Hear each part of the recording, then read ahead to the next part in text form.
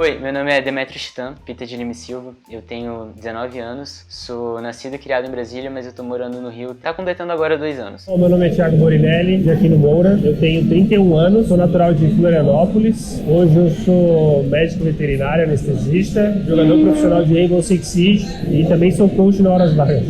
Eu sempre curti jogar ao longo da minha vida e sempre joguei, as mais diversas coisas, eu sempre me interessei por todas as áreas, tanto de conhecimento que eu via na escola e com jogos não era nada diferente. E eu sempre, quis me permitir a experimentar várias coisas e coisas boas.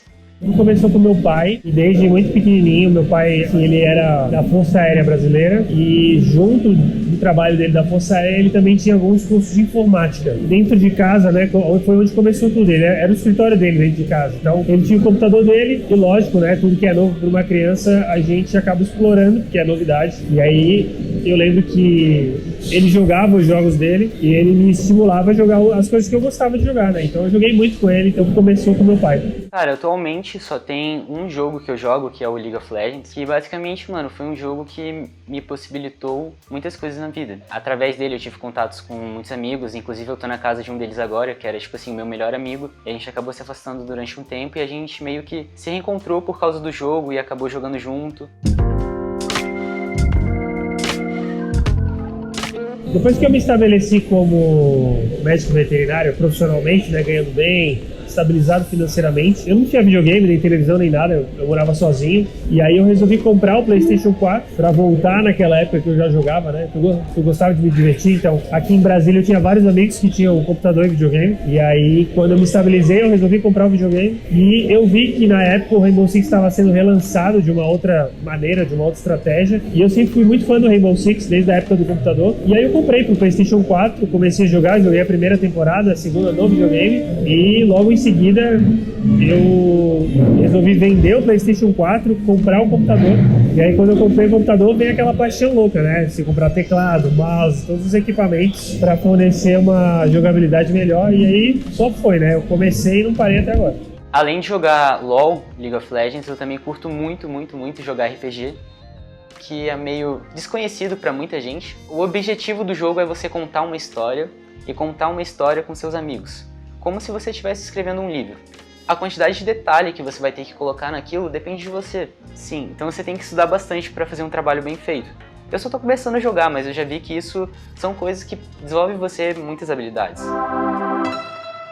Claro que quando você vai jogar, você tem que tomar muito cuidado para você não estar excedendo demais naquilo. Eu acredito que o jogo ele possa ser trabalhado com equilíbrio, assim como qualquer coisa na vida, né? Mas uma coisa que precisa ficar muito clara é de que o nosso cérebro ele trabalha basicamente, assim, uma maneira simples de falar, né? Mas ele trabalha em duas vertentes. Ou ele busca prazer ou ele foge da dor, que é o princípio fundamental de funcionamento dele, que é economizar energia e formar o máximo de circuito que faça com que ele trabalhe de uma maneira rápida e eficaz. Não só com jogos, mas como muitas pessoas excedem em bebida, excedem em drogas, excedem em desrespeito um com o outro, em agressividade, em qualquer coisa. Esse excesso não vem do nada, ele parte de algum lugar. Por que alguém que tá jogando muito, por que alguém que passa 8, 12, 13 horas do dia jogando e não se alimenta, não conversa com os amigos, não fala com a família, não cuida da saúde, por que aquela pessoa tá fazendo aquilo? A questão é que, realmente, muitos jogadores, mas assim, a gente pode colocar isso no âmbito geral de trabalho, de vida pessoal, que as pessoas, elas podem utilizar o jogo como uma fuga. Assim como é trabalhar excessivamente, assim como é praticar o exercício exaustivamente.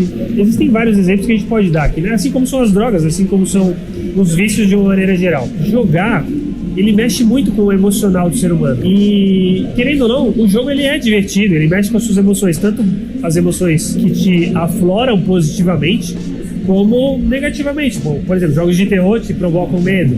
Alguns jogos de tiro te provocam adrenalina, né? Fora o medo.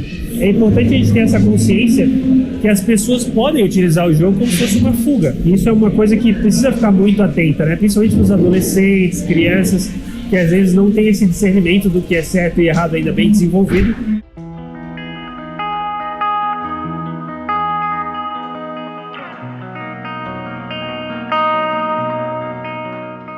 A maior parte dessas pessoas estão cometendo aquele excesso por conta de uma falta que ela tem na vida dela. O nosso cérebro busca prazer em tudo que a gente está fazendo. E se em alguma área da sua vida você vê que tem alguns desequilíbrio, tem alguma coisa que está te incomodando, o seu cérebro vai buscar prazer em alguma outra coisa. Então, às vezes, quando uma pessoa briga com a família, tem algum tipo de trauma, tá triste e ocorreu algum tipo de evento que foi muito ruim para ela, e o cérebro dela vai buscar compensar essa falta que ela tem em algum excesso em outra área. E aí pode ser os jogos, como pode ser qualquer outra coisa. Cara, até em filme retratam isso. A pessoa briga com o marido, briga com a mulher, briga com o amante, briga com isso, briga com aquilo, e vai pro bar encher a cara pra tentar esquecer. Ou então, às vezes a pessoa tá muito ansiosa, tá isso, tá aquilo, e desconta na comida. E também tem gente que tá ansioso, tá com raiva, tá perdido, não sabe qual rumo tomar, e aí vai jogar, porque quando ela tá jogando ela não pensa em mais nada. Ela só se concentra naquela atividade, fica totalmente focada naqueles estímulos que ela está recebendo, naquela coisa que é prazerosa para ela, e ela consegue esquecer momentaneamente das outras áreas. E ao invés de resolver o problema na raiz, ela busca essa fuga em algum outro lugar. E é aí que a gente tem que tomar cuidado e tá se policiando para pensar, cara, por que eu tô jogando? Eu tô jogando para eu descontrair, para eu ter um momento com os meus amigos, para eu fazer alguma coisa que eu gosto, qualquer coisa. Ou eu tô jogando porque eu tô fugindo de algum problema.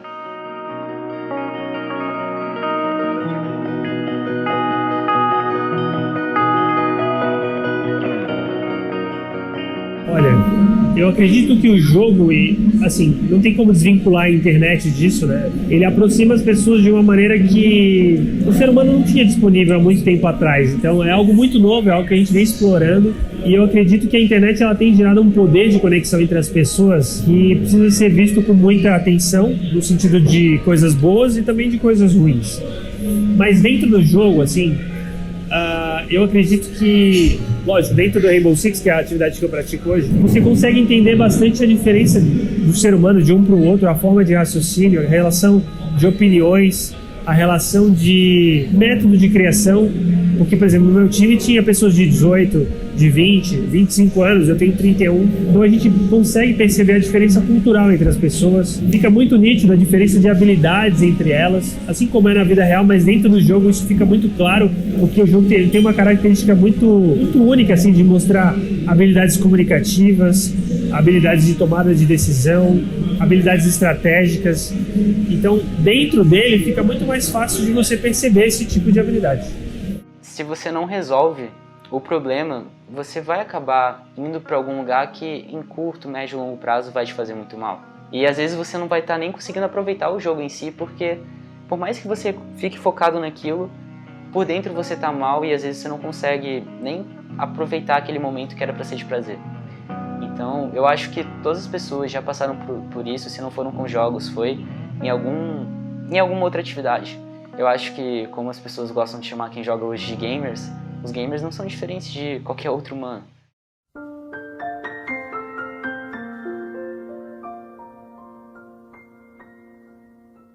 Eu acredito que o jogo ele pode se tornar uma profissão, assim como ele pode ser só uma diversão, um hobby para as pessoas, mas o que diferencia uma coisa da outra é o quanto de equilíbrio você tem na vida.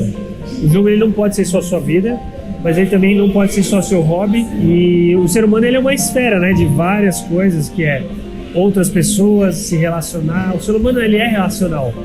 Então, estar dentro do jogo é uma parte da vida.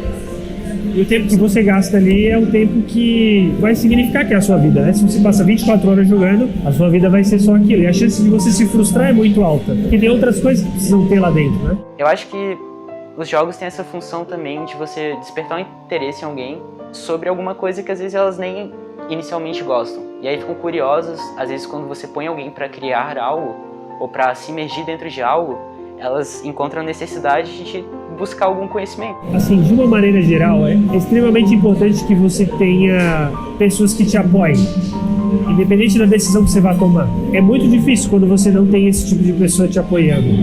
Mas isso também não significa que se você não tiver apoio, você não consiga alcançar o que você precisa alcançar. Porque além do apoio das pessoas, você precisa acreditar no que você quer. Basta ser divertido e ser uma coisa que você queira fazer e queira fazer bem feito, que você vai pesquisar e você vai ir atrás.